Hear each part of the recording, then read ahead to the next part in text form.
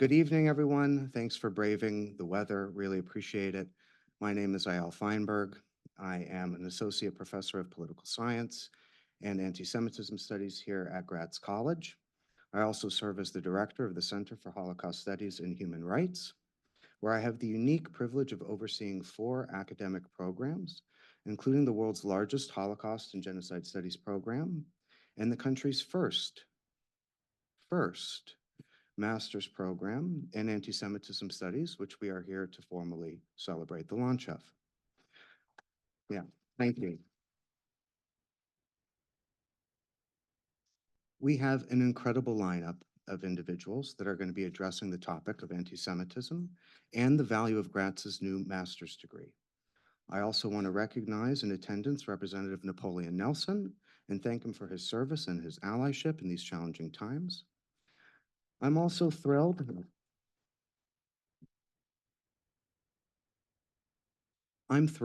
that several of Philadelphia's most important Jewish community advocates have agreed to speak at today's event. Dr. Andrew Goretsky is Regional Director of ADL Philadelphia. Let's give Andrew ties.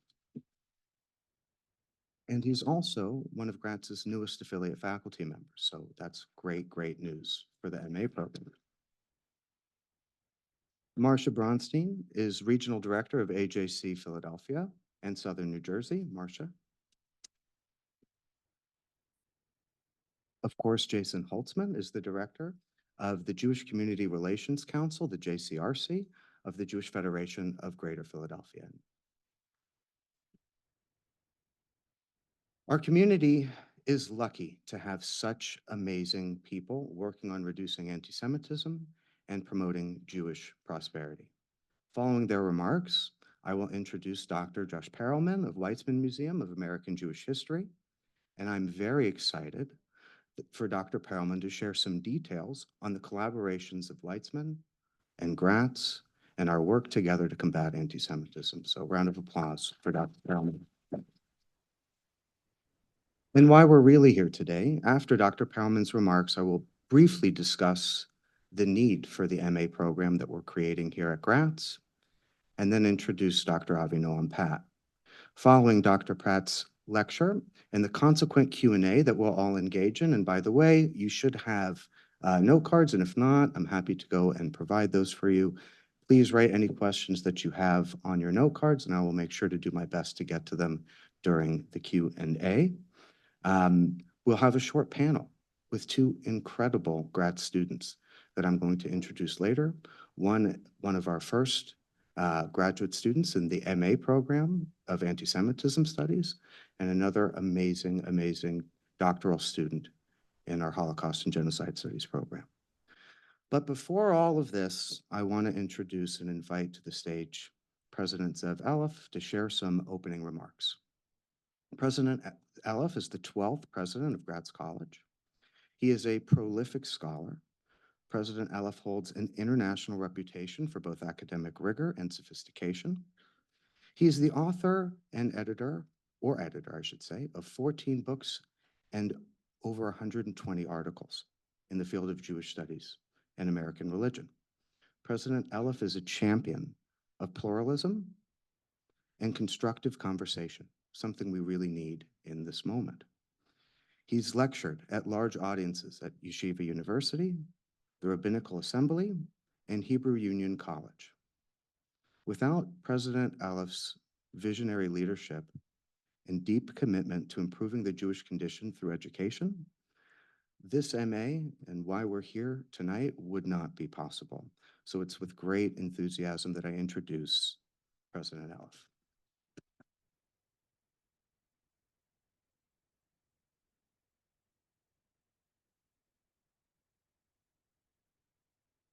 I'd offer a rebuttal. Sigmund, Livingston, Louis Marshall, Henrietta Zold, the do-gooders of American Jewish life and Jewish history are the reason why the master's program is launching today, and they are only secondarily of importance. Dr. Feinberg, and it's important to say that the world has changed irrevocably since October 7th, no doubt. This was a program that Ayal had wanted to shape and curate and furnish in his job talk. He understood with great, it's prescient for all of the good and not so good reasons. And Ayal deserves all of the credit. He's being kind. He's being very, very kind. This room has been a very important room over the last couple of days. It was this morning, about 30 to 40 staff members participated in an active shooter drill in this room. Tomorrow, it's actually going to be a pass-through as some of our staff, Dr. Allison Joseph and Rabbi Daniel Levitt, had secured, this is the first time I'm saying this in public, about, I think, 200 boxes of Elie Wiesel's archive that are going to come up that elevator and into this room for pre-processing. Gratz College is going to be the custodian of perhaps the greatest superhero, Jewish superhero certainly, of the 20th century as part of a much, much larger project that will redound to all of our coursework and for anybody interested in combating hate. Yeah, wow.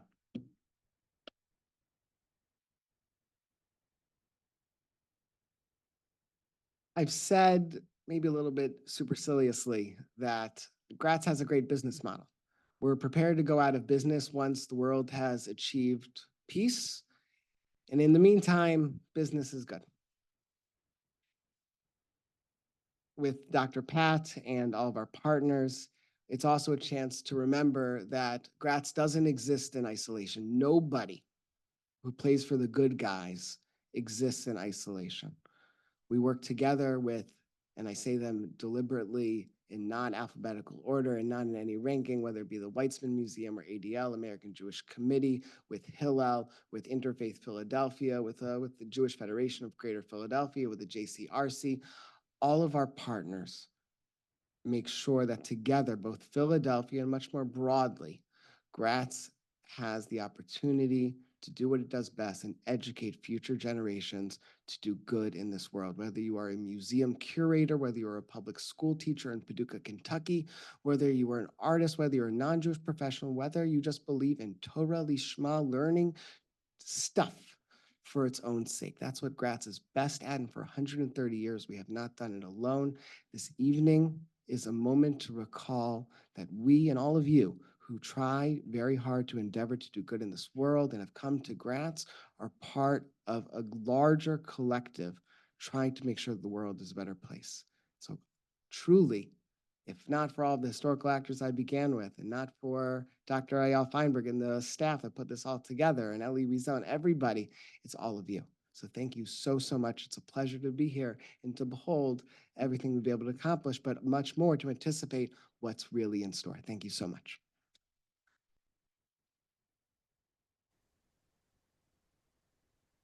This time, I'd like to invite Dr. Andrew Goretzky.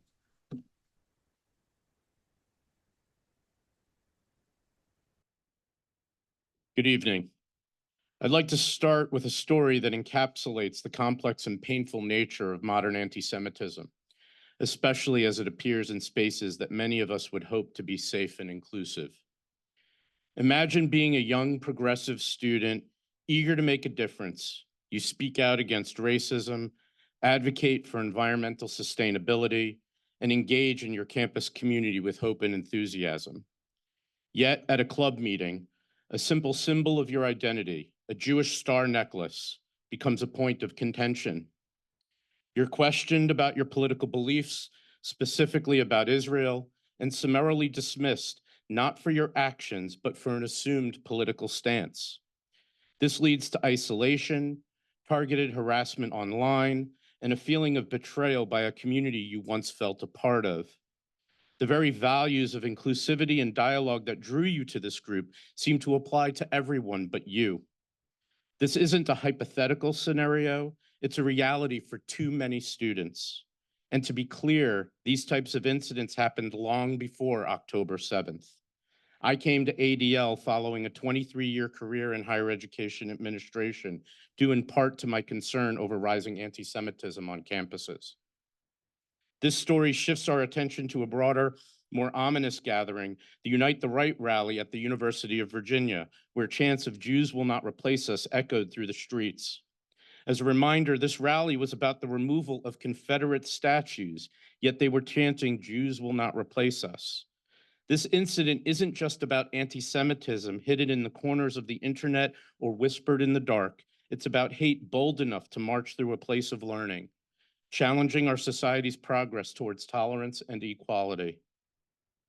In response to such incidents, the Anti-Defamation League has been at the forefront of the fight against anti-Semitism.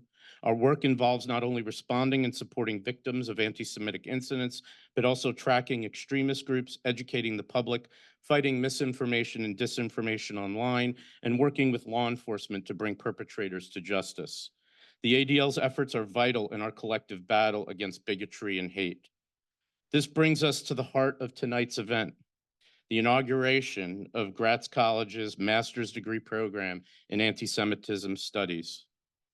In a world where anti-Semitism is not a relic of the past, but a present and evolving threat, education is our most powerful tool. This program is not just about understanding the history of anti-Semitism or its current manifestations, but about equipping future leaders, educators, and activists with the knowledge and skills to combat anti-Semitism and hate in all its forms. We're gathered here not just to celebrate an academic achievement, but to affirm our commitment to a future where the dignity and safety of every individual are protected, where the kind of stories that I began with tonight become less and less common. The significance of events like the Unite the Right rally and the painful experiences of students facing anti-Semitism on campuses underscore the urgent need for specialized education in understanding and fighting anti-Semitism. I commend Gratz College for its visionary leadership in launching this master's degree program. I thank you for giving me the honor of joining the faculty of this program in an affiliate capacity.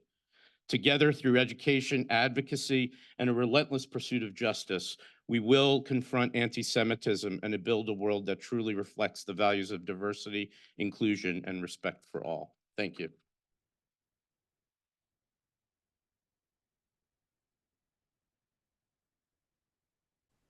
I'd like to invite Marcia Bronstein of the American Jewish Committee.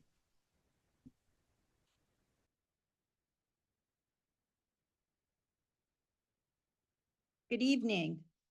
Thank you, Ayal, and I'm so grateful for your leadership and for Gratz's commitment to build a stronger and more vibrant Jewish community here in the greater Philadelphia area, virtually, and in the US and around the world. And I'm honored to join you today and for the opportunity to have this important and timely discussion. I'm happy to tell you a little bit about my organization, American Jewish Committee, or AJC. We were founded in 1906, and AJC is the global advocacy organization for the Jewish people. Looking at the pogroms in Russia at that time, our founders sought to preserve a Jewish way of life and safety for Jews everywhere, wherever they might live. They also recognized that to do so, they would need to work towards a world where all people were afforded dignity and understanding. And today, AJC has 25 regional offices like the one here in Philadelphia, Southern New Jersey, 17 international offices around the globe, 38 partnerships with Jewish communities around the world, and numerous content-based institutes. This global architecture allows AJC to impact policy and opinion on important issues of the day, including our priorities, which are combating anti-Semitism and all forms of hatred, securing Israel's place among the nations, and defending and promoting pluralism and democratic values. AJC is strictly nonpartisan, centrist, and about policy and not politics.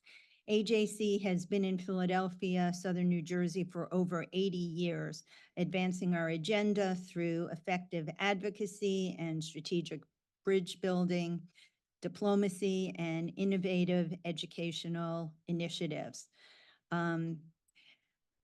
Ayala asked me to talk a bit about relevant programs AJC has and why I believe it's important to create an MA in anti-Semitism studies. While anti-Semitism is the oldest of hatreds, it's also the one that's most misunderstood. Today, Jewish friends and neighbors are feeling uneasy and anxious and fearful in a more complex world.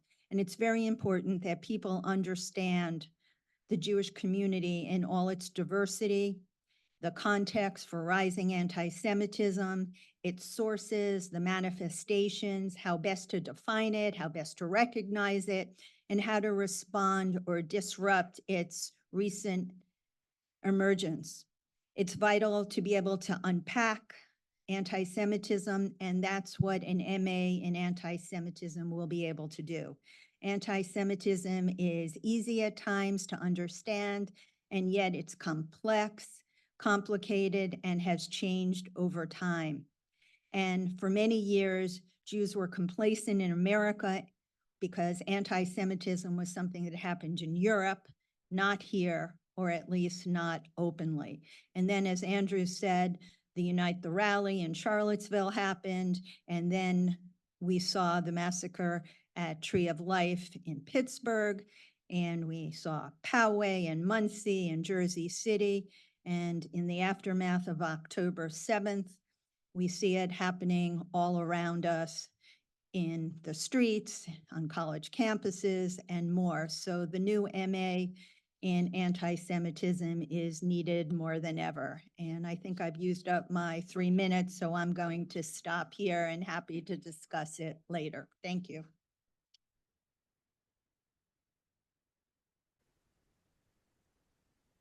Thanks so much, Marcia. I'd like to introduce my colleague and friend, Jason Holtzman of the JCRC.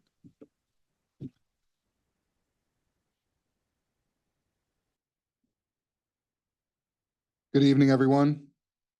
Today we celebrate a milestone in the ongoing struggle against anti-Semitism, the launch of America's first MA program in anti-Semitism studies at Gratz College. This critical program, the first of its kind in the United States, is a beacon of hope and a testament to our community's commitment to combating anti-Semitism and fostering understanding. As the director of the Jewish Community Relations Council, JCRC, of the Jewish Federation of Greater Philadelphia, I am deeply aware of the challenges that we face in combating anti-Semitism. Our work at JCRC is multifaceted, involving bridge building with other communities, advocacy work with City Council, the General Assembly, and Congress, and educating businesses and institutions about the history of anti-Semitism and its contemporary manifestations. The launch of this MA program is a significant step forward in our collective efforts. By preparing students for successful careers in Jewish community organizations, education, advocacy, government affairs, and public policy, among others, this program helps to equip a new generation of leaders with the knowledge and skills necessary to combat Jew hatred and root out prejudice more broadly. The MA in Anti-Semitism Studies follows the model of Gratz's world-leading graduate program in Holocaust and Genocide Studies. It operates as a 36-credit online degree with a course sequence to build foundational knowledge of anti-Semitism and racism and concentration-based electives that allow students to develop expert knowledge in subjects curated to their professional aspirations and demands. In the wake of the horrific events of October 7th, and with anti-Semitism drastically on the rise, the need for such a program really is more urgent than ever. We hope that graduates of this program will go forth into the world equipped not only with a deeper understanding of historical and contemporary anti-Semitism, but also with a functional skill set that will prepare them to combat anti-Semitism and all of the ugly manifestations that we see today. Now, let us celebrate this momentous occasion and look forward to the positive impact the graduates of this program will undoubtedly make on our communities and beyond. Thank you.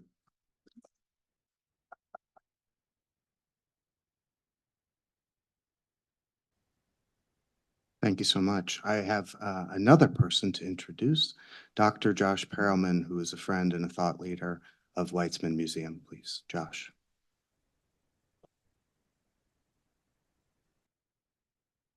Thank you very much. That's a lot of hard acts to follow. I'm grateful to be here with all of you and to follow my great colleagues in the community. So I'm Josh Perlman. I represent the Weitzman National Museum of American Jewish History. As I don't think I have to explain this to this room because we are all locals, but the Weitzman is the largest institution of its kind, educating the public about the stories of American Jews from their first permanent settlement in 1654 to the present day. At the Weitzman, we present educational programs, exhibitions, opportunities for public engagement that hopefully bring Jews more closer to their heritage and give Jews pride in their backgrounds, but also educate all Americans about the freedoms to which we all aspire. In service of that mission, I would like to I think I saw at least two of our amazing docents here tonight. And as an educational institution, we cannot do the work that we do. We cannot engage the public without the devotion of our docents as well as their expertise. So if you're Steve and who else there's at least two of you here. I just want to celebrate you and thank you for your service, Steve. And there we go. In addition to that, we have public programs like this one, in person, online. We have educational programs for public schools, for Jewish communal institutions, for all ages around the country. And of course, as a museum, we produce exhibitions. That includes our fantastic core exhibition, which you can experience at the museum, as well as online. And you can come see a current exhibition at the museum, which is paintings by local artists of all of the hostages who were taken on October 7th. Now, I want to say something a little bit more specific about tonight. I feel like tonight is an important, timely, and relevant moment. And I want to put this like in a kind of personal perspective. So for full transparency, so Avi and I went to graduate school together. And it's amazing to think about life when you think about people as graduate students. Now he's the director of a big, program at NYU. So, boy, we've come a long way.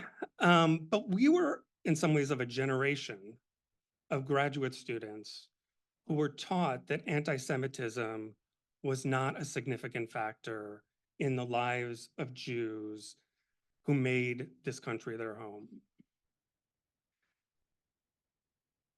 I always felt a little skeptical of that, like that there was an itch in there, like something that never sat right with me.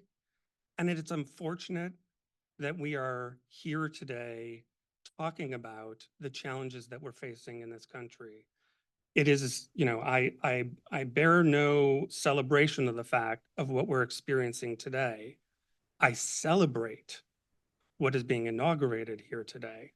I celebrate Gratz's efforts to educate not just the Jewish community, but educators around the nation about the history of anti-Semitism in general, about the role anti-Semitism truly has played in the lives of Jews in this country. And I celebrate their empowerment of educators, of teachers, of people who are training and teaching, our children and their children's children who are coming up, so they may too know the stories of Jews, and they may too know the realities of anti-Semitism. I also want to celebrate the fact that as part of this program, we at the Weitzman are inaugurating a Gratz Weitzman Anti-Semitism Pedagogy Advisory Committee Fellowship. Oh my God, is that the name that we came up with? Okay, we're going to work on that.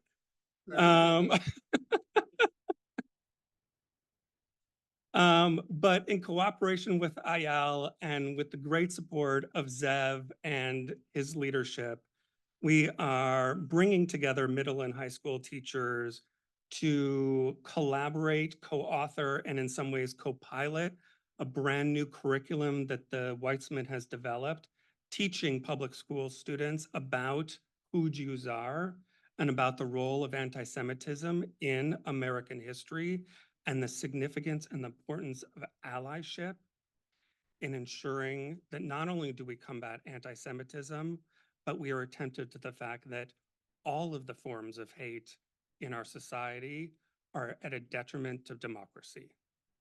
And so this is important work that is being inaugurated here.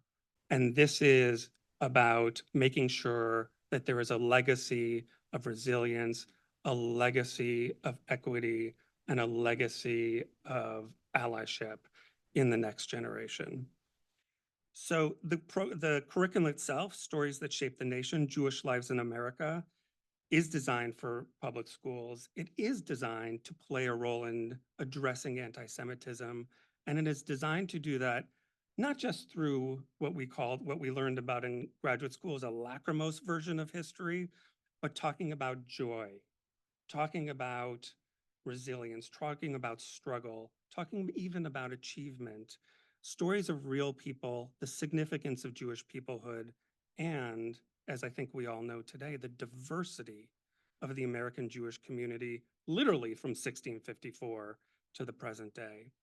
So I encourage you all to stay in touch with the Weitzman, www.weitzman.org. All of our socials are at the Weitzman, oh no, sorry, at Weitzman Museum. I'm so bad with the socials. And with all that said, and with much congratulations, I turn it back to Ayal.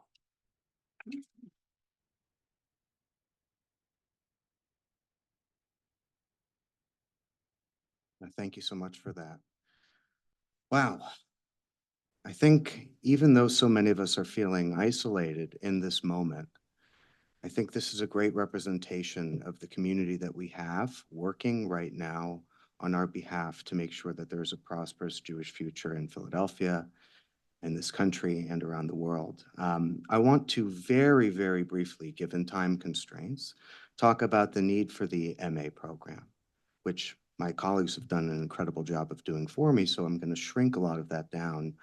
But first, there are a few thank yous that need to be had, and I'm going to even cut some of those down as well. But first and foremost, I want to thank the Isidore and Penny Myers Foundation for providing generous support, which helped us launch, and it's going to help us sustain this program. So big thank you to the Myers Foundation. I want to thank many of our partner organizations that we're working with as well that are going to be providing experiential learning opportunities for our students. And of course, the Weitzman Museum for everything we're working on now and will be working on in the future. So thank you to the Weitzman. So for all of my colleagues from Gratz, I see them around the room, I have your name. And the reason why I'm thanking you here, so you can just come and find me later, but for the purposes of time, I'm just going to tell everybody here that I've actually only been at Gratz for 10 months. But this is an incredible place. It is not just an institution of higher learning, it's a community, and in many ways, it's a family. And I came from an institution where I didn't really check any of those boxes. So I consider myself extremely blessed to be here. And I want to thank everybody at Gratz for all of their hard work in making this a better place.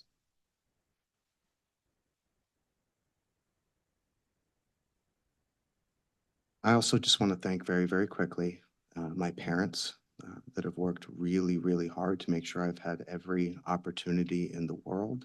And of course, for naming me Ayal, because if I was just named Daniel, like my brother, I definitely wouldn't have been studying anti-Semitism. So thanks. Thanks for that, Mom and Dad. I want to thank my brother, who's been a real confidant. We've been discussing this MA program for many years, actually, and really helping me see it to fruition and trying to pitch and sell it. And, thank you, Daniel, for that. I have to, of course, thank my wife. We have a 16-month-old, and creating a new master's degree with a young baby is not an easy thing to do. So she sacrificed a hell of a lot to make this day possible. So I really want to thank my wife, Heather, and of course, my daughter, Galia, who's 16 months old and isn't here today for that reason, but she's the reason I get up in the morning. So thank you to both of them. So when it comes to this program, I just want to focus quickly on two areas. Right now, as we've heard, the Jewish community is reeling. The 10/7 massacre occurred nearly 6 months ago. Unfortunately, Jews around the world feel more hatred and more anti-Semitism with every passing day. Thanks to my job, I have this amazing privilege to talk to Jews around the country and around the world. And they're all sharing the same sentiments with me. I'm alone. I'm scared. And I'm not sure if there's a future for me in my country. Again, I want to call your attention to how lucky we are here in Philadelphia, that we have such deeply committed organizations and advocates that are working tirelessly to reduce anti-Semitism, and I'm so proud of being able to partner with many of them, providing learning opportunities for our students, and serving, in some cases, as our practitioner experts for our students. That said, and they're in this room, I want you to ask any leader that is currently working in the anti-Semitism space where they developed their academic expertise in anti-Semitism. Ask them. Their answer will all be the same. Nowhere.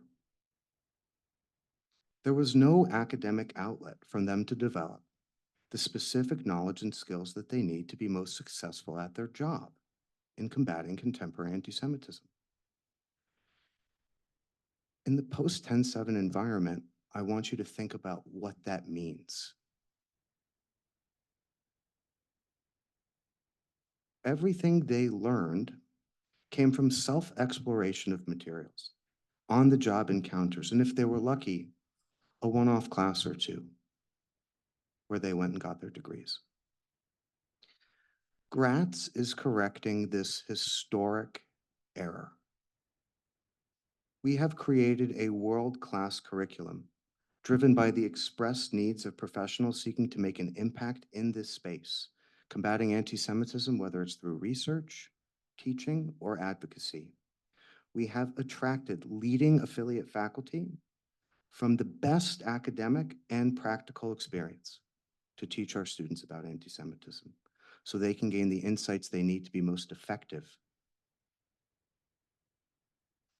At a moment when American Jewry feels isolated, feels overwhelmed,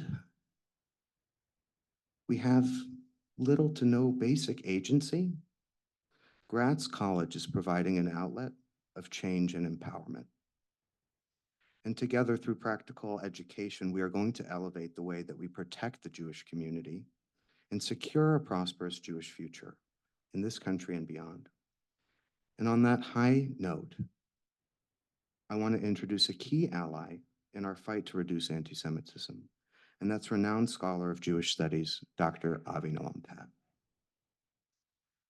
Dr. Avinoam Patt is the Maurice Greenberg Professor of Holocaust Studies in NYU's Skirball Department of Hebrew and Judaic Studies and the inaugural director, this is very exciting news, folks, of NYU's Center for the Study of Anti-Semitism. Professor Patt is an award-winning, widely published author of books, articles, chapters, as well as consultants to films on the topic of anti-Semitism and the Holocaust. He's written a variety of books. I want to focus on his most recent. His newest book, Israel and the Holocaust, will be published by Bloomsbury Press as part of its Perspectives on the Holocaust series in 2024. I strongly urge you to go and to pick up that book. Dr. Patt comes to NYU from the University of Connecticut, where he was the Doris and Simon Conover Chair of Judaic Studies and the Director of the Center for Judaic Studies and Contemporary Jewish Life. From 2007 to 2019, he was the Philip D. Feltman Professor of Modern Jewish History at the University of Hartford, where he served as the Director of the Museum of Jewish Civilization. He was previously the Miles Lerman Applied Research Scholar for Jewish Life and Culture at the United States Holocaust Memorial Museum. And if I may, I want to share something a little bit more informal about Dr. Patt's bio. I met Dr. Patt a few days before 10/7. I was really lucky to meet a scholar of his caliber. He was incredibly kind and generous with his time. And by happenstance, I had the pleasure of learning from and working with Dr. Patt at a conference in DC just a few weeks later. Although the world was forever changed, Dr. Patt was just as kind and just as generous, which is really no small task given how stretched we've all been post 10/7. Dr. Patt isn't like most scholars of anti-Semitism, and for my students in the room, certainly not like the ones I regularly criticize in the classroom. Dr. Patt doesn't just write about anti-Semitism. He actively works to improve the Jewish condition. Dr. Patt created a one-credit free course at UConn titled Why the Jews? Confronting Anti-Semitism that reached thousands of students that otherwise would have never been exposed to the world's longest hatred. I think this course and this approach is pioneering, and it's exactly the kind of interventions we need to support in the post-10/7 era. He's also an Astros fan, but we forgive him for that. Please welcome Dr. Avinoam Patt.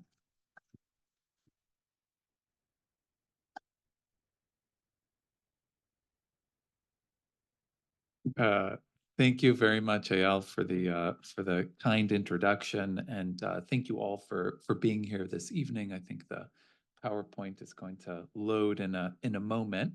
But while we wait for that to load, I just want to acknowledge how significant this evening is with the launch of the MA program in anti-Semitism studies here at Gratz College. I want to thank President Zev Elef and of course, Dr. Feinberg, and as well as the Philadelphia leaders, Dr. Gorodetsky, Marcia Bronstein, Jason Holtzman, and can I say my old friend, Josh Perlman. It's really quite something to be back here together, and we're thinking about sort of this full circle moment for me also being back at NYU, which is where I received my PhD, and being back here 20 years later and now seeing Josh and reflecting on the seminars and some of those things we'll talk about this evening as well. And I also just want to acknowledge how exciting it is for me to be here in the Philadelphia suburbs. I see many of my family members here, my wife's grandparents, the Einstein, Michigan families, have deep roots here in Philadelphia. And so it's really awesome to see aunts and uncles and cousins making up about half the audience, I think. So thank you for being here. Yes, it is true, full disclosure, I am an Astros fan, and now I live in New York. So maybe I can reflect a little bit on what it means to pass, right? We can talk about that. I will never wear my Astros gear at Yankee Stadium. We'll discuss later. I'm going to spend a little bit of time this evening talking about the theme of my remarks this evening, Awake My People, Jewish Responses to Anti-Semitism in the Modern Period. I assured Eyal that we'll sort of stick to the time frame. So he's going to give me a sign when I've run out of time. I kid you not, I have something like 120 slides here, which gives me about 15 seconds a slide. And you're going to see me zoom through. But what you'll see is that this is, in a sense, an excerpt from a part of the class that we did at the University of Connecticut. And you can see here the logo, Why the Jews Confronting Anti-Semitism. Go Huskies, let me just say that. This class, which was a 7-week online class that was organized at the University of Connecticut, it actually launched, here we go, it launched in 2021, in the spring of 2020. Actually, we started in 2021, it launched in the spring of 2022.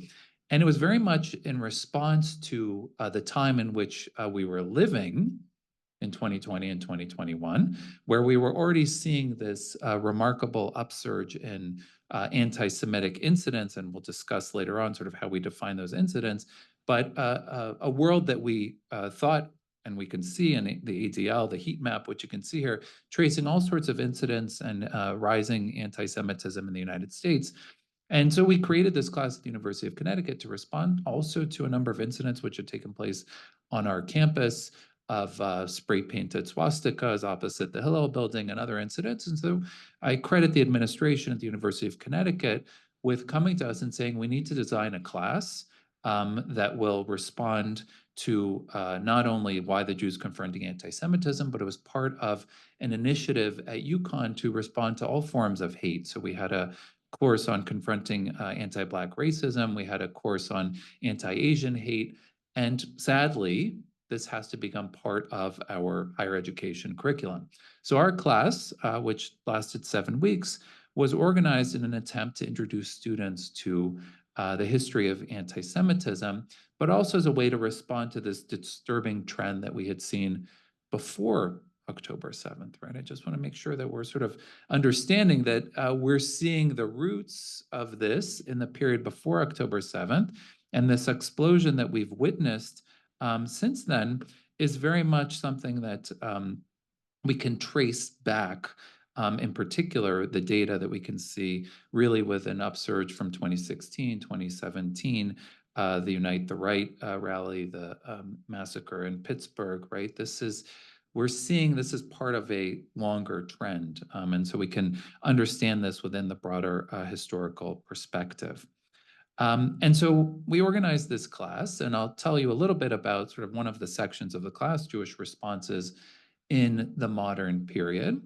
And Eyal also asked me to talk about another part of the class, which was Jewish humor as a response to anti-Semitism. So I'm going to spend some time this evening talking about 5 different responses that Jews have developed to anti-Semitism, in particular in the modern period. And when Eyal gives me the sign, I'll fast forward to the jokes. So to make sure to get to that part of my remarks. But one of the things that we have to think about when we approach this point in time and also approach our teaching about this topic is sort of reflect on our approach to how we understand and how we view this moment within the broader spectrum of Jewish history. So of course, it reminds me of the joke. What's the difference between a Jewish pessimist and a Jewish optimist? The pessimist says, things can't possibly get any worse than this. The optimist says, oh, yes, they can. And so if we think about this as we approach our study of Jewish history, we also have to reflect on this question of, do we take an optimistic or pessimistic view of the Jewish encounter with the non-Jewish world? How does this present moment affect our interpretation of Jewish history? Josh alluded to the lachrymose theory of Jewish history, this question of, do we look back through Jewish history and see the roots of anti-Semitism throughout Jewish history? Or do we look at Jewish history differently and see that persecution occurs only sporadically and that there are long periods of peaceful coexistence and communal success, right? And not let this color our interpretation of history. And so one of the things that we tried to do with this class at UConn, and we'll do something similar at NYU, is remind the students who probably have never ever taken a class on who are Jews, what is Jewish history, what is Jewish culture, what is Jewish identity. They have no concept of this, that most of Jewish history is not about persecution, right? Let me just say that again. And I'm saying this as someone who is a Holocaust scholar, who has spent most of my career studying Jewish responses to persecution during the Holocaust, that there is a tendency to view history in this way, but we do so at our own peril. And yet it's not surprising that this happens. I'm showing you this poster here, which was created in the displaced persons camps in the aftermath of the Holocaust by the Central Jewish Historical Commission, by survivors. And it was part of an appeal to survivors in the immediate aftermath of the war to Zachor et asher aseh lecha Amalek, remember what Amalek has done unto you, collect and record, write down your testimonies, write down your history, because it's understandable that in the immediate aftermath of the war, from the perspective of survivors who had just lived through the greatest catastrophe to afflict the Jewish people, that they would understand and view this suffering and persecution as part of a longer chain of Jewish history. And that we can see on this poster the hands of time and the skeleton pointing for the survivors to say, collect and record, sammelt und verzeichnet. And the idea that Jewish history, right, this current moment, was part of a longer spectrum of slavery in Egypt, Shibud Mitzrayim, the destruction of the temple in Jerusalem, Churban HaBayit, the expulsion from Spain, Gerus Farad, and Gezerot Tachvatat, the Khmelnytsky pogroms in the middle of 1648, 1649. But also, the poster called upon survivors to give their testimonies so that we would write it down, we would record it, we would remember it. And it's important for us to understand that this injunction to remember, to zachor, which is a central part of Jewish identity and the central Jewish imperative, helps us to understand, and we can think about sort of this commandment when we reflect on Passover, which is coming up, that in every generation, this notion that we have an obligation to remember what Amalek has done, and see these manifestations of hate perhaps as the same, or perhaps as distinct, perhaps as different manifestations of anti-Jewish hate that emerge at different places and different times because of different factors and different reasons. And I think one of the things that I'm hearing in terms of our discussion of an MA program to study anti-Semitism is the importance of getting really specific in terms of identifying what we're talking about. What do we mean when we say anti-Semitism? What do we mean when we say confronting anti-Jewish hate? Are these all the same things, or are these different manifestations of anti-Jewish hate that respond to specific historical contexts? And if they're responding to specific historical contexts in the times in which we're living, perhaps there are different strategies that we can employ that might have worked in one place, might work differently in another place. And so I say this because if we try to look at the broader spectrum of Jewish history, we have to understand how the terms that we employ relate to the strategies that we devise in order to respond, right? Is anti-Semitism the longest hatred that invariably crops up due to reasons beyond our control? Or is there something that we can effectively do to respond? Right? And so I say this because if we see it as something that is beyond our control, then what are we doing here, right? There's nothing we can do. But if we see specific reasons and specific causes that are not supernatural, but actually we can approach and respond to in a rational way with effective strategies, then that might affect how we choose to respond to it. So I referenced sort of this approach of Salo Baron, who also reminded us that we should not just look at Jewish history as a long history of suffering and persecution. In fact, argued that it would be a mistake to believe that hatred was the constant keynote of Judeo-Christian relations, but also pointed out that it's not surprising that the way in which we write history tends to emphasize these moments in time where you have outbreaks of violence, where you have conflict, where you have war. It's not as exciting to talk about the long, quiet periods in between.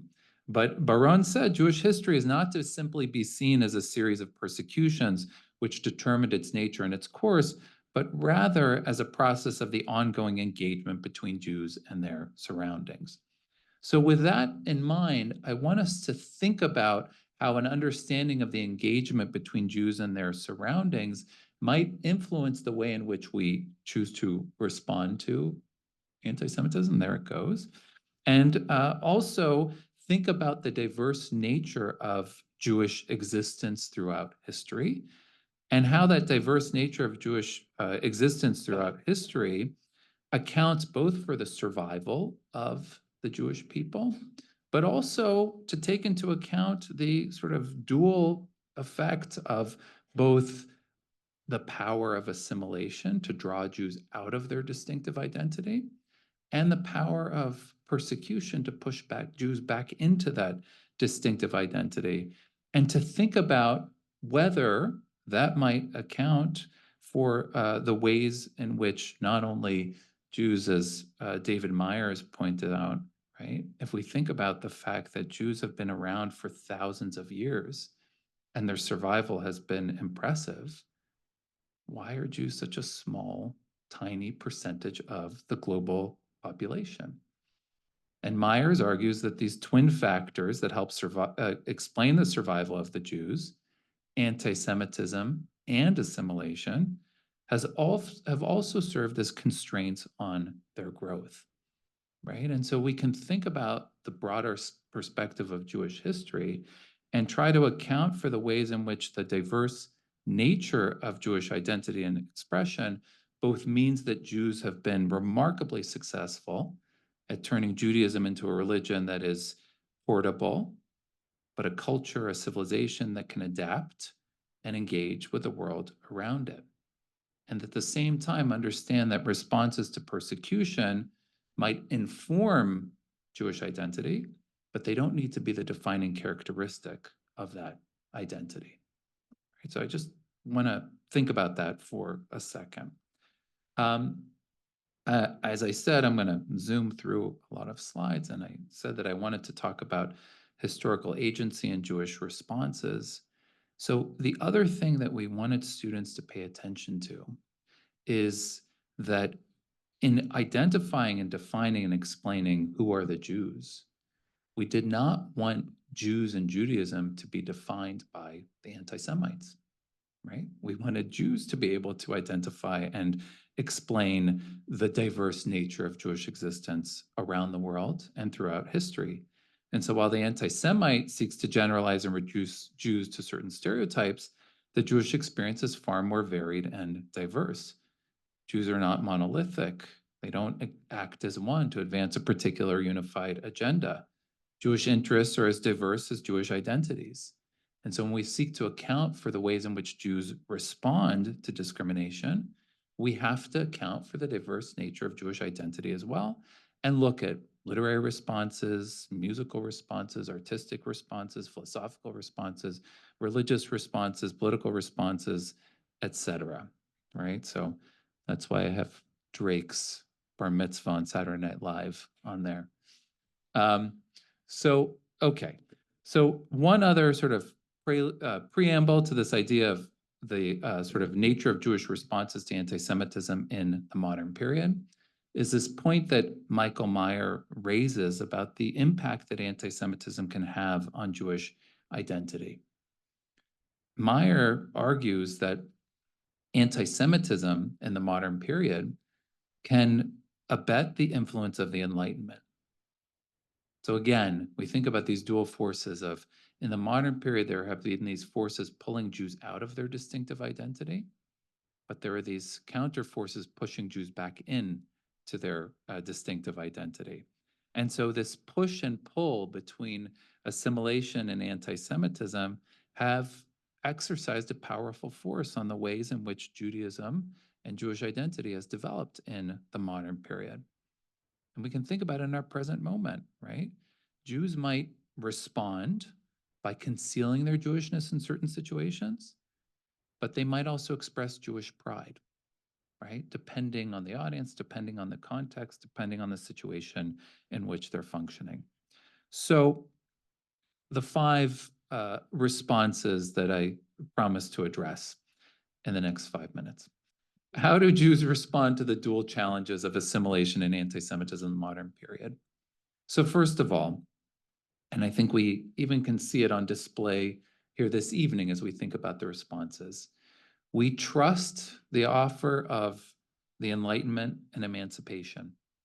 We trust the idea that we can be good citizens of the countries in which we live, and we trust the democratic institutions of the countries in which we live.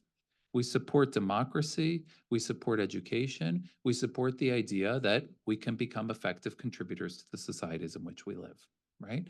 This, we see it on display, right? This is one of the predominant responses, right? And so we can think of this within the broader context of Jewish history. Another response, let's say a political response, right? Supporting Jewish nationalism and Zionism. And I, in the interest of time, won't go through all the different types of political responses, but this idea which to a certain extent essentially gives up on the idea of living as a distinctive group in the diaspora and says the only place where Jews can protect themselves is in a Jewish state, right? Or some variation of that, right? So a different type of response, right? Um, Forming alliances, talked about that already here this evening. Allyship, recognizing that the struggle against anti-Semitism is part of a broader struggle against all forms of hate. And in order to protect the institutions of our democracy, we have to work together with many different minority groups to form alliances to defend the institutions of our democracy. Migration throughout Jewish history, right? This has been a powerful driver of migration to North, South America, South Africa, Australia, Israel, and beyond, right? And as I promised Eyal, and I would argue, one of the most significant responses, and we can debate, maybe we'll have time to debate, maybe it's the most effective response, right? Jewish humor, right? We throw our hands up and we say, we can laugh or we can cry, right? Better to laugh, right? Laughter through tears. So in the interest of time, I'm going to zoom through some of these different responses that I've alluded to this evening and just ask us to reflect on how the Jewish encounter with the modern world has affected the development of Jewish identity. This idea of trusting the Enlightenment, trusting the promises of democracy and emancipation have led to the development of religious reform. We can see in 19th century Germany as part of this encounter between the Jews of Germany and the promises of the Enlightenment, the ways in which Jews adapted, acculturated, modernized, but also believed that if they demonstrated their loyalty to the countries in which they live, they would perhaps be accepted. And we can even see in the German model the ways in which Moses Mendelssohn, attempting to demonstrate his enlightened position, attempting to argue for a Jewish philosophy that could prove to his Christian neighbors that Jews were as enlightened and Jews were as worthy of acceptance as anyone else in that society, that Jews could be proven to be equal, only to be confronted and challenged with this idea that if you are supposedly so enlightened, Herr Mendelssohn, then convert, right? Show your level of enlightenment and convert to Christianity. And this set Mendelssohn off on the project of proving that Judaism was an enlightened religion, that Jews could be an enlightened people, but that Jews were also capable of modernizing and that way becoming successful and equal members of their societies. And in many ways, this was part of a broader movement in 19th century Europe of Jews arguing for emancipation, Jews arguing that they should be accepted and granted citizenship in the countries in which they lived. And you can see here on this map the amount of time that it took in different places for Jews to be granted the rights of citizenship. France, actually the first after the French Revolution in 1789, and Jews granted citizenship in 1791, technically right around the same time that it happened here in the United States as well. But what's interesting is that in Germany, it takes a full 80 years after that for Jews to be granted citizenship. And so what we see in this intervening time between Mendelssohn launching this project and Jews being granted citizenship is this experimentation that begins to develop over different types of identity, different ways in which Jews could engage with, but also prove their loyalty to the countries in which they live. Perhaps the most famous example of this is Mendelssohn's grandson, the composer Felix Mendelssohn, who is raised as a Christian by his parents, becomes a well-known composer, perhaps most well-known for his wedding march, which we don't hear in the background, but I think you can sort of hear dun, dun, dun, dun, dun, dun, dun. Okay, that's my singing. But even in the case of Mendelssohn, the composer, what we see happening is this idea that a Jew is always a Jew. No matter how much someone like Mendelssohn tries to prove his loyalty, no matter how much Mendelssohn, who was raised as a Christian, tries to assert that he's German, right? He can never remove the idea of his Jewishness. And we can see this in Richard Wagner, noted anti-Semite, Jew hater, who identified, because he didn't like Mendelssohn's music, there was some stench of Judaism that clung to it. And so what we start to see at this period of time as, in some sense, as a response to the Jewish attempt to engage with and enter this society, is the beginnings of a development of a new form of Jewish hatred that sees the Jew as increasingly dangerous and threatening, precisely because they can no longer be recognized as Jews. And so this idea of a Jew who can adapt, a Jew who can evolve, a Jew who removes the external markings of their Jewishness is perceived to be, by someone like Richard Wagner, even more threatening, even more dangerous.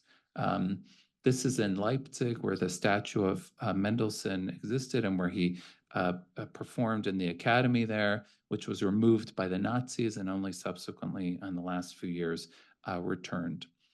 It's in Germany as well that we see the beginnings of religious reform, again, in an attempt to adapt and acculturate and modify the nature of Jewish practice. We see all the different Jewish denominations emerge, Reform, Conservative, Modern Orthodoxy, in this period. But it's also at this point in time, in some sense, immediately after the Jews are granted citizenship in Germany, whoops, I don't know why that all skipped ahead. Immediately after the Jews are granted citizenship in Germany, that we see the emergence of this term, anti-Semitism. And the term we can trace back to a league of anti-Semites. And specifically, we can see here a journalist, a German journalist by the name of Wilhelm Marr, who in 1879, not long after the Jews had been granted citizenship in Germany, coined this term or popularized this term. It might be someone else who actually coined the term, in which he warned that the Jews, by granting them citizenship, were well on their way to the victory of Judaism over Germandom. These Jews that we might no longer be able to recognize, the Jewish spirit and Jewish consciousness have overpowered the world. And he called for resistance against this foreign power before Jews had taken over every public office, even the highest one. So I think it's important for us to realize that this term, anti-Semitism, is coined and popularized by an anti-Semite who is proud to identify and define himself as someone who's defending civilization against the Semites, right? Which we can trace back to this notion of different linguistic trees, and the Jews were foreign, the Jews were other, because they used a language that was Semitic, that we could see tracing back to the Middle East. But also the threat that he identified was that Jews had certain essential characteristics that they could never remove, that would be so threatening for the civilization within which they were living. And even so, we can see with the spread of the Jewish Enlightenment throughout Europe, this belief among Jews all over Europe in the idea that if Jews modernized, if Jews demonstrated their enlightened position, if they became full and equal members of the societies in which they functioned, that perhaps hatred, persecution, discrimination would dissipate, right? So the title for this lecture actually comes from the Russian Empire, Awake My People. And now our association with Jewish life in Eastern Europe and the Russian Empire might be a very negative one, right? I can show you here the pictures of the czars, which I summarize for my students: good czar, bad czar, good czar, and then not pictured here, really bad czar. But throughout the history of the 19th century, right, Jews in the Russian Empire wrestle with this idea of, can they become full and equal members of Russian society? Can they, wrestle with the pull of acculturation? For most Jews in Eastern Europe and the Russian Empire, they say no, right? Let's remain traditional. But even in this environment, we have some Jews who, despite the persecution, but despite the restrictions on Jews to live in the Pale of Settlement, despite the efforts of the czars to capture Jews and conscript them into the Russian army, who say, perhaps we do live in a land of enlightenment. And here we have Judah Leib Gordon, one of the adherents of the Enlightenment in Eastern Europe, who says to the Jews after the bad Tsar, Nicholas I, dies, and he is succeeded by the Tsar Alexander II, who was a good Tsar. He says, maybe now the time is right? Awake, my people.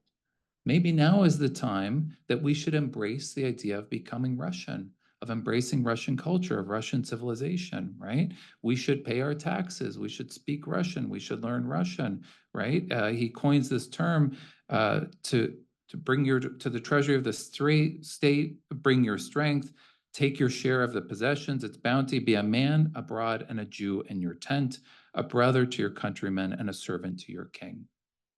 He writes this in 1866. And then, as pogroms begin, as persecution ensues, he has a little bit of a change of heart. And he says, 5 years later, for whom do I toil? Right? What if I'm writing these poems and I'm telling Jews to embrace Russian culture and Russian society, and all of a sudden nobody knows Hebrew? What if I'm the last of Zion's poet? People forget what it means to be Jewish. What do we do then? And so what's interesting about an adherent of the Enlightenment like Judah Leib Gordon is not only this sense of regret, but this idea of how do you maintain a distinctive Jewish identity when you realize that there is suffering, there is persecution. And so we see somebody like a Peretz Smolenskin who says maybe Hebrew can be our national fortress.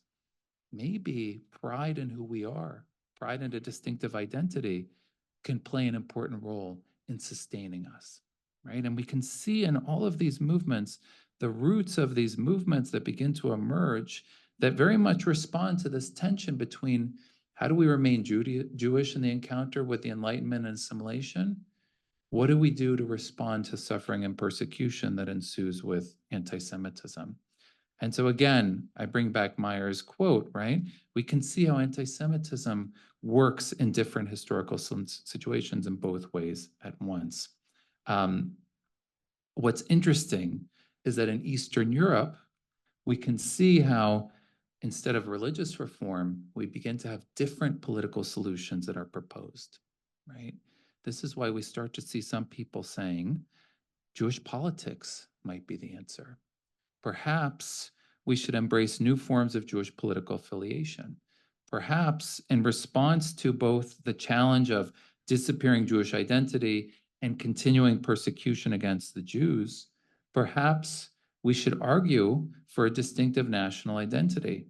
Perhaps this movement which begins to emerge, Zionism, as a solution to the problem of anti-Semitism and a solution to the problem of assimilation and emancipation, can lead to a new form of Jewish identity in the modern period that can sustain the Jewish people in this encounter with modernity.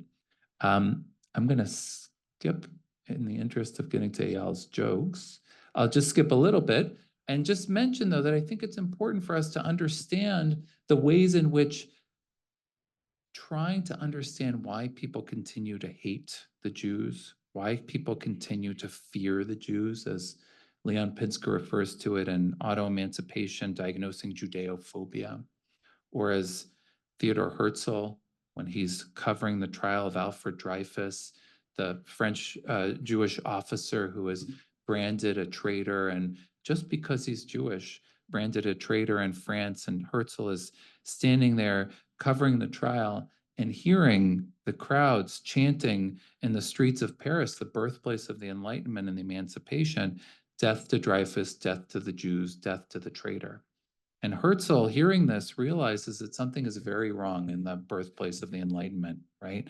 That if the Jews cannot get a fair trial here, that until the problem of anti-Semitism is solved, there will be no solution to the ways in which Jews will navigate their encounter, what he calls the Jewish question.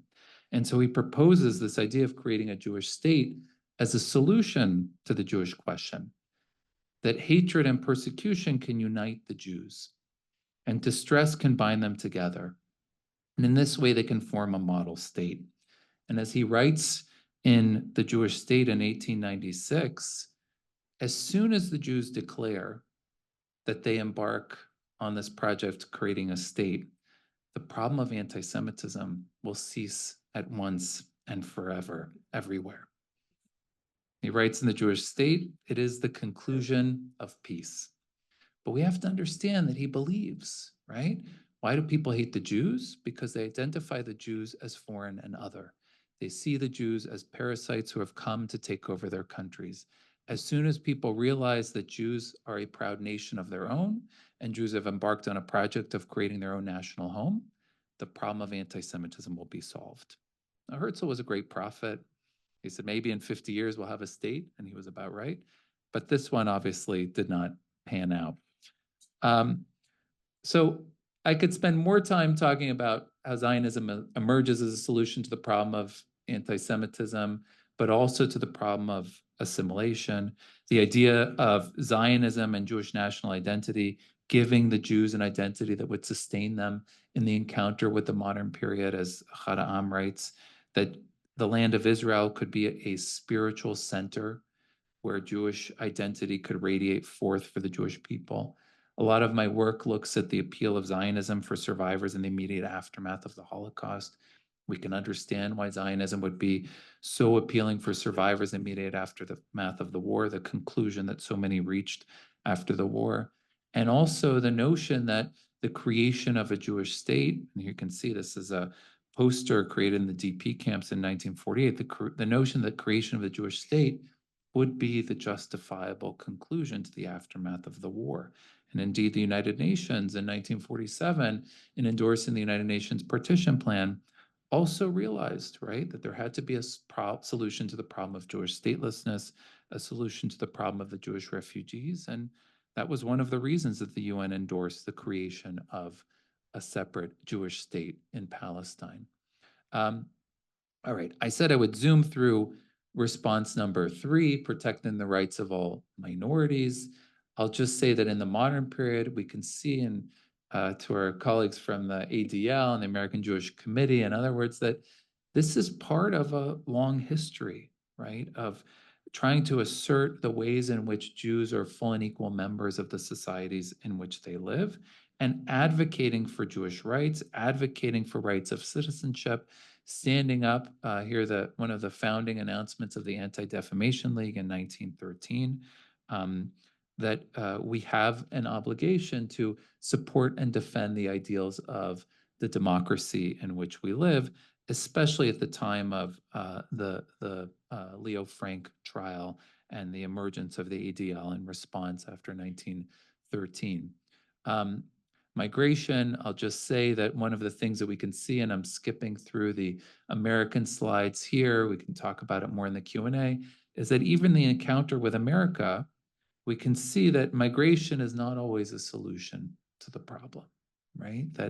And I just want to say, right, that there's a long history of anti-Semitism in America too. And we have to wrestle with and think about which responses have been effective and how we perhaps haven't necessarily had the most effective responses throughout our history. And I'm just going to skip through some of these figures here. In the class, we have the students watch Gentleman's Agreement, 1947 film. Everybody knows it. Gregory Peck goes undercover as a Jew for 6 weeks, right? That even that idea, right, is so evocative. But that you could cure it, right, by exposing the nature of what is referred to as polite anti-Semitism. But of course, what we've seen and what's already been alluded to is this notion that the polite anti-Semitism, right, polite in quotation marks, has now manifested in all forms of virulent and dangerous hate. And I think what's important for us to distinguish is between those forms of hate that are expressed that perhaps might be offensive or damaging to our self-esteem or our prestige, and those forms of hate that are actually physically dangerous. And to come up with different responses, right? I just heard discussion of active shooter drill, right? So thinking about which responses we develop to respond to the threats that are physically dangerous, and which responses we develop to that could be responded to effectively through education, right? But also to distinguish between the types of hate that emerge in response to anti-Israel hate and the types of hate that I just showed you that respond to white nationalist hate that we see, some of which circle together in the Venn diagram of conspiracy theories that argue that Jews control the world. All right, so I realize that all of this can be very pessimistic. So let me end with what I would argue, actually, I think in a very important way, is perhaps one of the most important and one of the most effective responses that Jews have developed over time. And that is the development of Jewish humor as a response to anti-Semitism. And I teach a class, a whole semester, which I won't have time for. Do I have time for a whole semester? No. So a whole class on Jewish humor. But one of the things that we talk about in the class is the ways that humor can be a weapon. Humor can be a coping strategy. Humor can function as social and political commentary. Humor is sometimes this famous equation of tragedy plus time. Sigmund Freud, in his discussion of humor, which he wrote about jokes and their relation to the unconscious, realized sort of about halfway through the writing of his book about why do people tell jokes and what is the function of humor, that most of the jokes he was talking about were Jewish jokes. And he wrote, as an aside, incidentally, I do not know whether there are many other instances of a people, meaning the Jews, making fun to such a degree of their own character, right? Jews use humor in a self-deprecating way. As one scholar refers to it, a Jewish joke constitutes victory by defeat. The persecuted Jew makes himself the butt of the joke, deflecting dangerous hostility of the outside world away from the persecutors onto himself. The result is not defeat or surrender, but victory and greatness. Now, some of you might be familiar with the character of Tevye and Fiddler on the Roof, or Tevye the Dairyman. And Hillel Halkin also observes in his introduction to Tevye that among Jews, what distinguishes Jewish humor is the ability of the Jews to laugh at themselves. That it's a people with a long history of persecution who use humor to neutralize the hostility of the outside world. You think you can make fun of me? Watch me make fun of myself, and I can do it even better than you can, right? So how does this work? Well, let's look at a joke. 4 Europeans go hiking together, and they get frightfully lost. First, they run out of food. Then they run out of water. I'm so thirsty, says the Englishman. I must have tea. I'm so thirsty. I'll do my accent, says the Frenchman. I must have wine. I'm so thirsty, says the German. I must have beer. I'm so thirsty, says the Jew. Whoops. I must have diabetes, right? So we could analyze and unpack that, right? But it works because it's all these different national stereotypes, right? And all these other groups have drinks that define them. What defines and distinguishes the Jews is this neurosis, right? Self-diagnosing. What is wrong with me that I'm so thirsty? I must have diabetes. I actually have written quite a bit about sort of how Jews use humor to respond to Nazi persecution. And I'll just summarize that we can see humor being used as a weapon against the Nazis. We can see it being used as a coping strategy to endure the traumas of the war. We can see it directed at non-Jewish audiences. I hear Mel Brooks being referenced, very famous Mel Brooks says, right, I use humor as a weapon. He says, I don't tell Holocaust jokes, but I use humor to attack Nazis, right?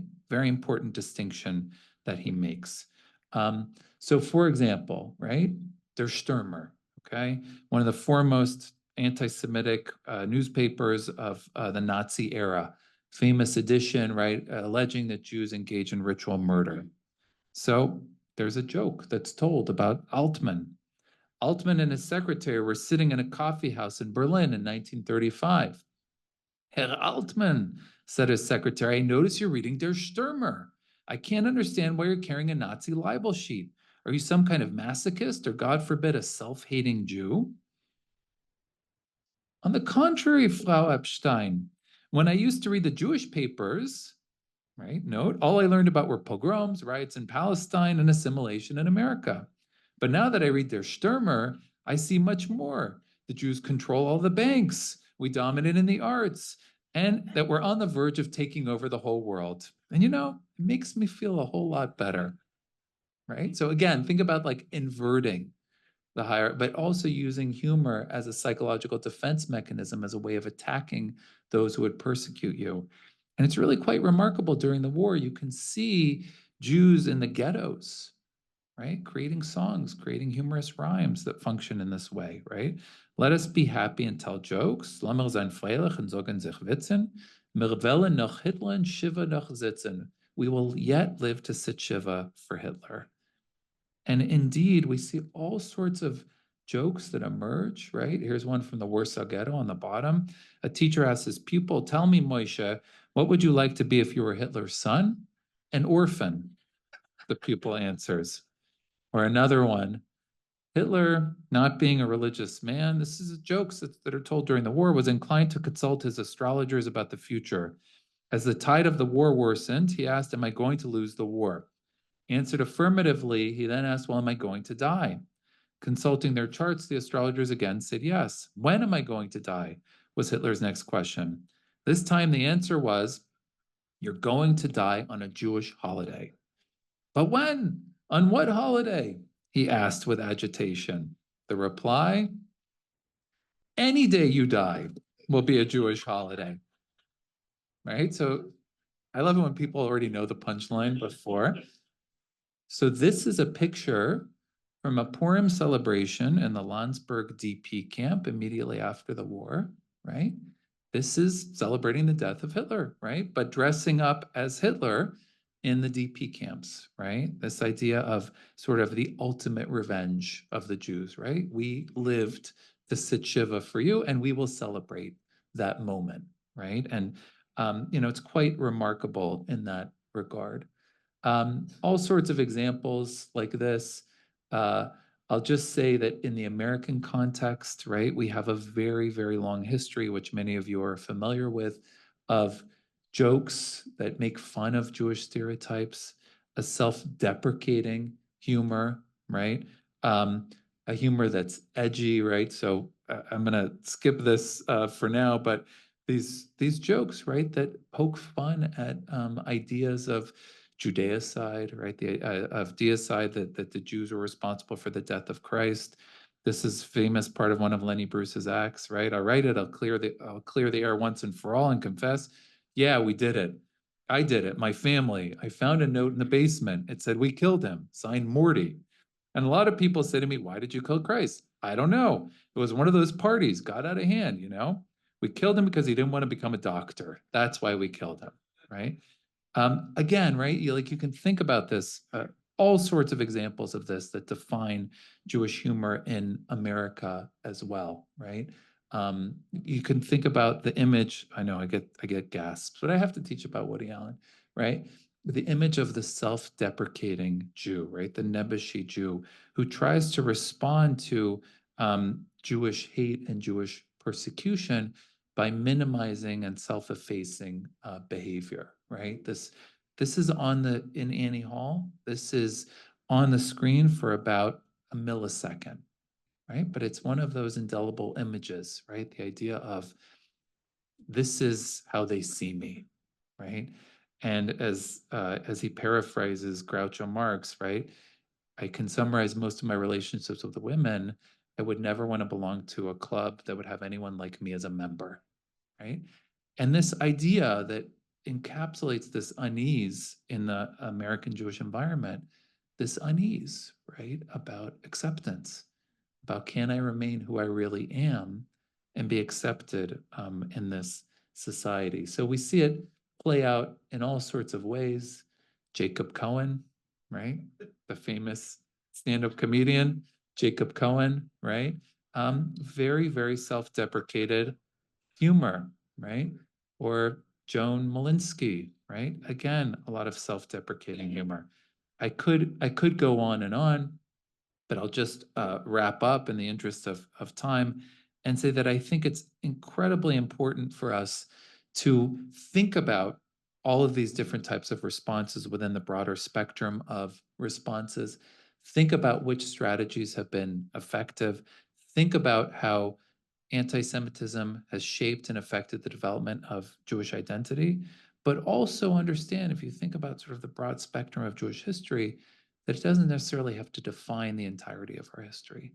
And then we have to understand this moment within the broader spectrum of history, think about which strategies have been effective, and work together to study it. And I just want to wrap up by saying I want to applaud this model that's being developed here at Gratz to have an MA program in anti-Semitism studies that's going to have these 3 tracks, right? A track that looks at research, which we, as Eyal pointed out, we barely have anything doing that. A track that looks at teaching, how do we teach it so we can develop effective curricula and strategies to do it, because what we've been doing clearly has not necessarily been effective so far, and an advocacy track, right? But also distinguishing and thinking about how we can all work together across society to work to improve and protect the institutions that we hold so dear. So thank you very much. Thanks for having me.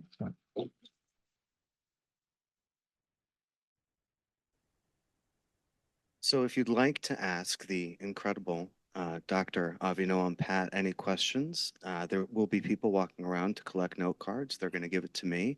And I promise you, I'm not going to pick and choose for any rhyme or reason. Obviously, we're going to have more questions than we're going to have time to, as this is a Jewish event. So, of course, we started and are running late. And I want to be cognizant of everybody's time, but I'm going to do my best to get to everybody's question. As I'm picking up note cards, Dr. Patt, let me say on that closure, right, when thinking about humor actually as a possible intervention, right, as a way to reduce anti-Semitism, are we on the cusp of maybe a new surge of Jewish humor? How long historically has it taken? And you brought up the fact that this humor was often taking place at the time of great tragedy. Should we expect until we see 10/7 specific anti-Semitism? Humor. Yeah. Want me to? Yeah. Sorry. Yeah. And I should give you the mic too. Sure. And I just want to point out, because you can see here, so my daughter Maya, so she knows that I'm a professor of Holocaust studies, and that I'm running the Center for the Study of Anti-Semitism. So she wanted to get me the appropriate socks, which say "Oy vey" all day, right? So I could put those on my business cards. Um, so yeah. So to your question about sort of the development, like humor as an effective strategy and an effective response, one of the things that I think is quite interesting about humor in the American context, and I didn't talk about it here this evening, is that humor in America in particular has often been employed by immigrant communities as a way of entering the society, right? So Jewish humor in America is something that Jews brought with them in particular from the European context, but not exclusively. And then we can see that translation of that humor from, you can think about the Lower East Side to vaudeville to the Borscht Belt to radio to television to film, that is very much part of that process of negotiating the transition from the immigrant to the next generation of distinguishedness, but also using humor as an icebreaker to enter a society to sort of say, I'm not so threatening, I'm not so different. And I'll just say that if you go on Netflix today and you see like who are the stand-up comedians, it's a lot of children of immigrants, right? Not necessarily the Jewish immigrants that I showed you here, but a lot of Asian, South Asian humor. A lot so to your question, yeah, I mean, I think, Jewish, I didn't get to talk about contemporary examples, Larry David, in really interesting ways. I just want to say, like, yes, Curb Your Enthusiasm, some people love it, some people hate it, that's fine, but he engages with Jewish questions constantly. And in very interesting ways, right? To sort of sometimes say the quiet part out loud, but also to use humor to diffuse it, but also to engage with it, to think about it, to wrestle with it. Yeah, I won't go through all the episodes right now, but you can think about different episodes where he raises some really third rail questions, but uses humor to do that. There are a few episodes I have coming to mind right now, and let me also share. It seems like we have a lot of doctors in the crowd looking at these note cards. It's going to be a challenge for me to make sure that I'm getting these questions correct. One of the ongoing challenges that we're constantly tangling with at this moment is the notion of effectiveness, and specifically which interventions are most effective. In your experience, do you have a preferred, quote, solution, end quote? And how did you arrive at that position? There's no solution. No, I sort of say that glibly, but I also think that we have to, and I applaud the creation of an MA in anti-Semitism studies, but I also think that we have to modulate or moderate expectations to a certain extent. And also we have to be very clear about sort of what we're trying to accomplish. I think that, I firmly believe that educational strategies, as we've talked about, are incredibly important. I just want to say that we live in a time that is not the information age. It's the disinformation, misinformation age. And so this is much bigger, right? We're living through a time of enormous societal, economic, technological, political dislocation that's all interconnected. So, from the perspective of a historian, I can look back through history and see other points in time that we've had massive disruptions that have taken place with new technological innovations. And we happen to be living right through the middle of it right now. You know, the computer age, the internet age, now the social media, soon to be artificial intelligence. Um, and so these are huge issues that the world is dealing with. And I think in terms of thinking about sort of a manifestation of anti-Semitism that we're seeing right now, the spread of information and misinformation, yes, 1000%, we have to use education in order to respond to it. I think that it's quite important that you have a master's program in anti-Semitism studies at an institution of higher education, right? I think we, have put a lot of faith and trust, in particular for Jews in America, have seen universities, have seen higher education as a vehicle to success, rightfully so. And I think we have to work very hard, both from the outside and from within. I happen to be from within, to make sure that these topics are represented in higher education, that educational strategies to confront anti-Semitism are represented in higher education, that we're teaching our students about it.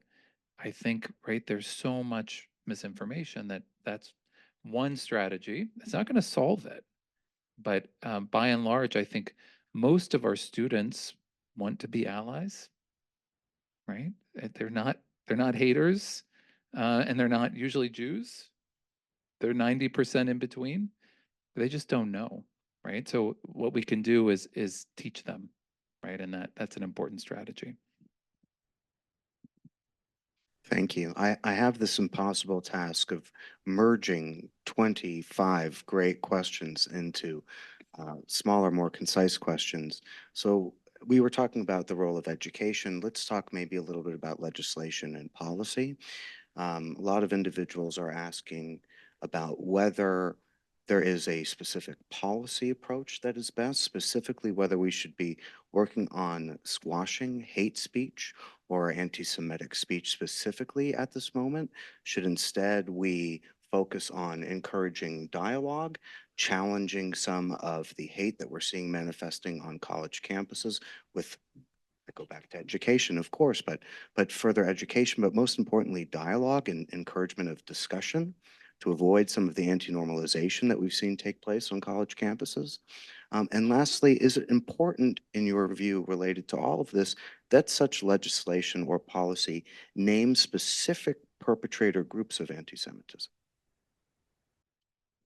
Few easy questions.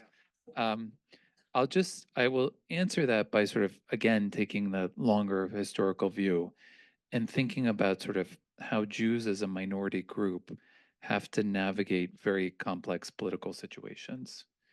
And I think sort of throughout history, it's important to steer societies to more moderate places, right? And that I'm concerned about sort of adopting more radical extreme solutions. And what I mean by that is what we have seen since 2016 is clearly an upsurge in radicalism.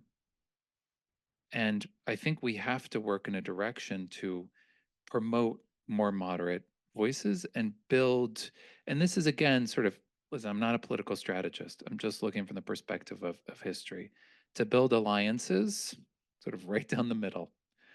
Because I think in the long term, that's going to be more effective than aligning with one side or aligning with another side, right? It's very risky. So I'll just say that. The other thing that I'll say about, there was a specific question about hate speech. And I'm not an expert in sort of social media companies, but you and I both know people who have done a lot of work and research on what's the most effective strategies to confront online hate. Clearly, there is really important work being done to, listen, as I said, we're living through this time of technological digital revolution.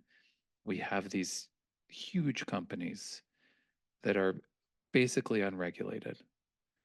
And, you know, you remember a few years ago, Sacha Baron Cohen, right, calling this out at the, I think it was at Never Is Now, and, you know, calling on Facebook. And so we know people who have done research on sort of the way that extremism works online. And, but even in that case, right, where if we try to regulate the larger social media companies, we know then that the hate groups go to unregulated platforms and spread through unregulated platforms, right? So, you know, it's sort of this whack-a-mole approach, this whack-a-mole strategy, which is why, you know, I'm saying I'm not sure that, you know, calling out legislation on what words can be used. And I want to say something about this that I think is important. Listen, words are one thing, right? Sticks and stones may break my bones, right? We all know that, but I want to take that seriously because, right, we're talking about having an active shooter drill in this room to protect and defend against that. And listen, the easy access to weapons of mass destruction is a huge danger. So maybe, you know, if we're talking about like regulating words, but not talking about regulating sort of those weapons that can kill large numbers of people very rapidly, right? Like we're not necessarily having the right conversation. So again, right? Yeah.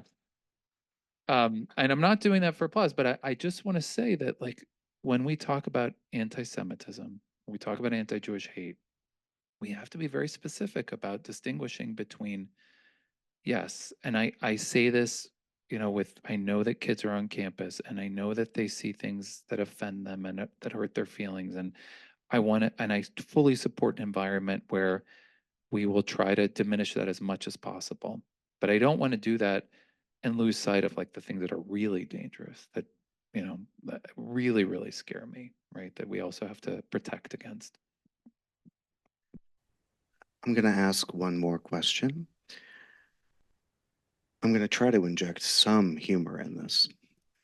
I'm going to try. When we think about anti-Semitism, I think you and I both fall on the side of focusing on typologies more so than definitions.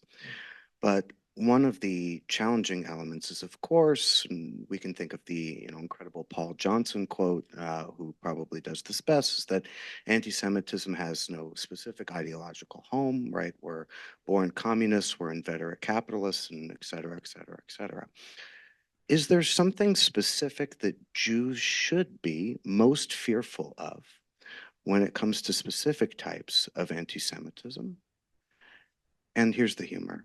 And which type of anti-Semitism has the best jokes?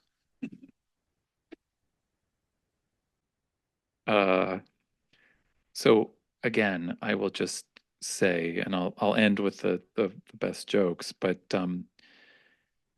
yeah, the deadly kinds are the ones that I'm most scared of. And I think, right, like here we've spent a lot of time talking about the American context and sort of how Americans experience it, but let's not forget, right, October 7th was a manifestation of a genocidal eliminationist anti-Jewish hate, whatever we call it, right? The idea that all Jews living on this land and anyone who also non-Jews, but on the land were legitimate targets for attack because of their Jewishness, right? So, right. So, you know, that's somehow, right. And I say this as someone who has lots of family in Israel. There's such a disconnect, right, between, and I know, right, like the war has been horrible, but I think there is a disconnect between what we're talking about here in terms of what we see and what was just experienced. Um, and you know, so you mentioned that I wrote this book about Israel and the Holocaust, um, and I think, right, like we haven't even come, because we're in the middle of a war, so we haven't come to terms with what happened. And I think it's the Israelis and Jews around the world are probably going to be dealing with the legacy of that for decades. Just we marked the 50th anniversary of the Yom Kippur War. You can think about the impact that that had on Israeli society. So this is, you know, we haven't even wrestled with what a huge, shocking catastrophe this day was because of you know the subsequent war and the continuing sort of struggle, et cetera. So I just don't want to lose sight of that. Jokes. So what I'll say is in my humor class, we spend a lot of time wrestling with how do you draw the line between what is Jewish humor and what's anti-Semitic humor. And it's a tricky thing about who gets to tell what jokes and who the audience is and why are they laughing. And there's a documentary film that I showed a slide up there of called The Last Laugh, which looks at Holocaust humor, in particular in America. And Sarah Silverman is interviewed as part of it. And she says, right, like once she tells a joke, she loses control of how the audience, like, why are they laughing? But, you know, I think that is one of the trade-offs, right? Of there's Jewish jokes that work for just a Jewish audience. There's Jewish jokes that might reinforce certain stereotypes, but, you know, maybe it's beyond our control as to why someone's laughing at a particular joke. Huge round of applause, please, for the incredible Dr. Avinoam Patt.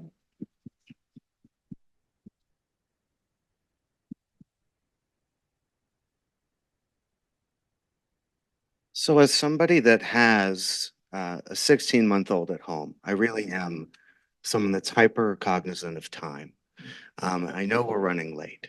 So I want to make sure that for those of you that do have obligations, you know that it's totally fine, that you can get home to your family, to feed your cats, which is what I would be doing, and that you have that opportunity. But if you do need to go, unfortunately, you'll be missing some, I think, really exciting students at Gratz. And that's how we're going to close today with the incredible Tammy Peterson and Liz Berger, two Gratz graduate students that I have had the privilege of teaching and advising. And I just wanted to give them a platform, the opportunity to share a little bit about what it's like to be a student here at Gratz. So let me please call up Tammy Peterson and Liz Berger.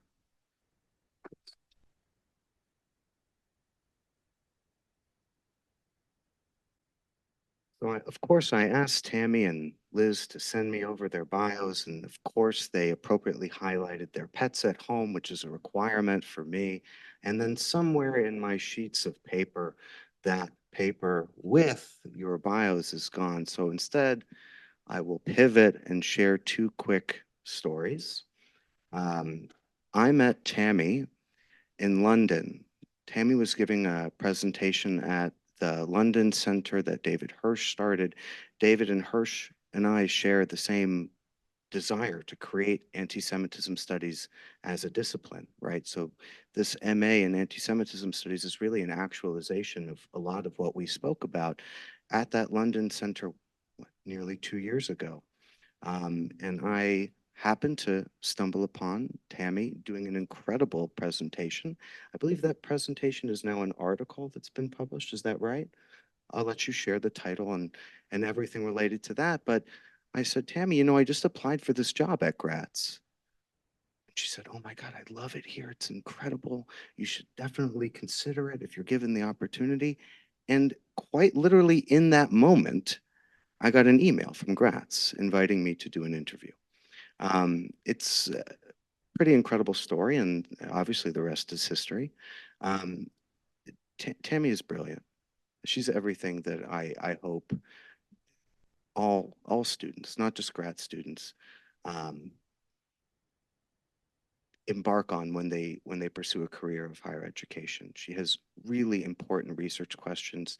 She challenges herself about how she pursues those research questions. She seeks external advice on how to do that, and she publishes impactful work. So big round of applause to Tammy. Now, you know, I've only been here 10 months, so I don't know a lot of people here for too long. And Liz, I only have known for a few months. Maybe weeks is more appropriate. Liz is one of the first students in our new MA program of anti-Semitism studies. And we knew right away when we got her application that she was going to be accepted. Liz is incredibly inquisitive. She comes to all office hours. I'm lucky enough to have phone conversations with Liz about who she's watching, whether I should go and look at this Hasner Zoom interview that's ongoing. But she's doing this for all of the right reasons.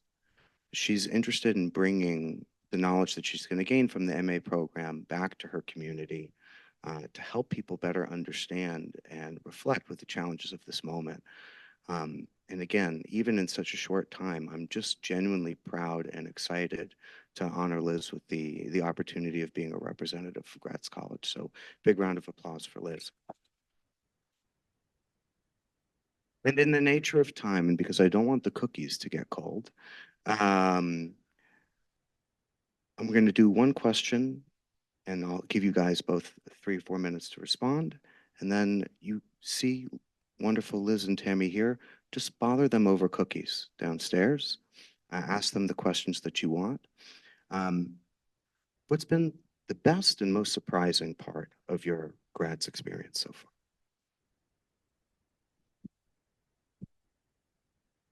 Just want to say thank you for having me be a part of this. It's really important. I'm very excited about this new MA in anti-Semitism studies as a all-but dissertation in the PhD Holocaust and Genocide Studies course here.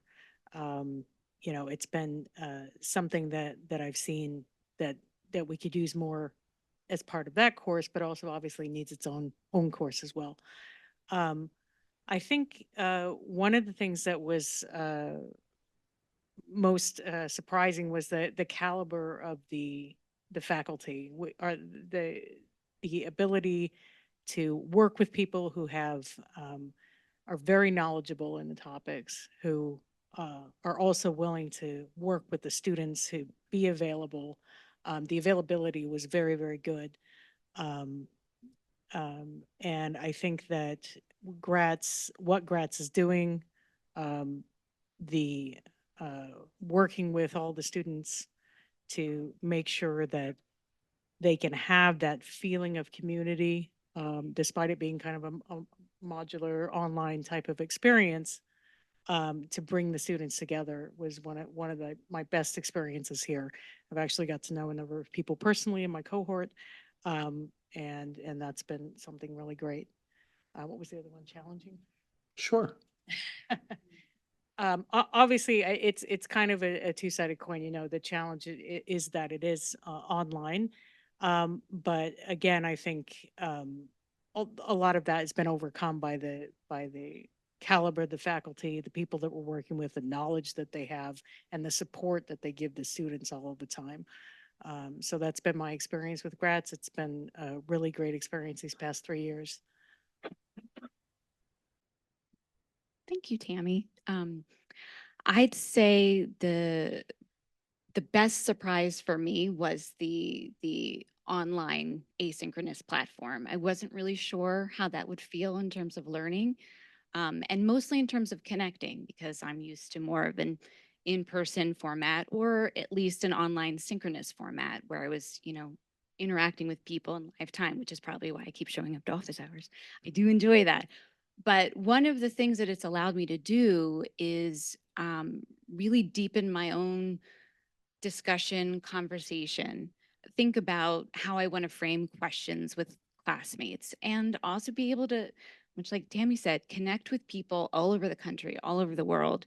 I live in a Northeastern bubble, and I love living here, but being able to connect with other students in the Pacific Northwest, in Israel, in Spain, in the southern part of the United States, and hear what their sort of real life boots on the ground experience with this has been very powerful. I've also been, I think the other surprise, this is my first Gratz class. This is my first Gratz program.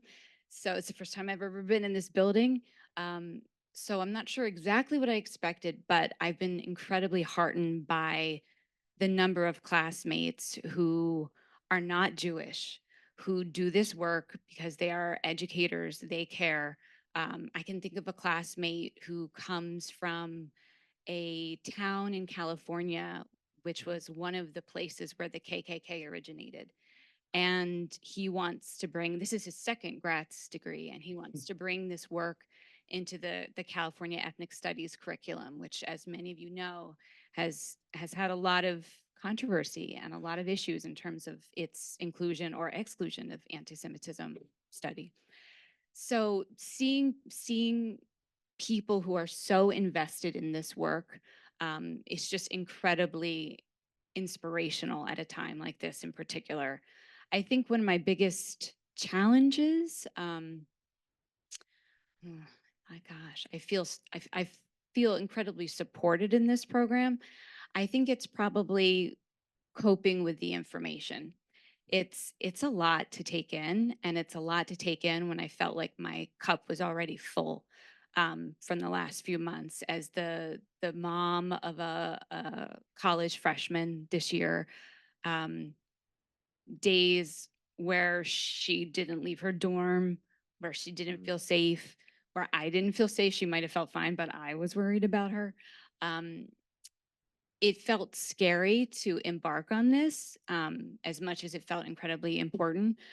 But again, I think on the days where I have felt that, it's a strange thing to say, but to be able to immerse yourself in scholarly study, particularly I think as we've touched on and Ayala has touched on, having this information sort of brought together for you so that I am not existing in my own algorithm is incredibly helpful. And it makes me feel very hopeful for the future, and something that I'm hoping, I mean, not only to bring to the community, but just to my own family.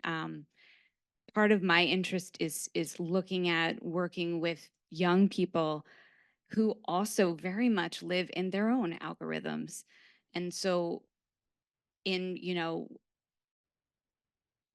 generations that are living in 2 to 3 sentence bits and small, tiny little bits of information all the time, how do we bring this message to them? So being able to, I think, correspond with history teachers and educators is incredibly valuable.